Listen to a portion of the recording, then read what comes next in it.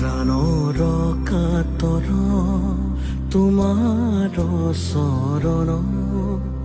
যাতনা যি যত আমাৰ জীৱন অকালৰ আঘাতে ঘূণীয়া কৰিলে কৃপা কৰা প্ৰভু শৰণে ৰলো আমি কৰুণাময়ী তুমি হৰিয় অপৰাধ ক্ষত গাই হৰি নাম জন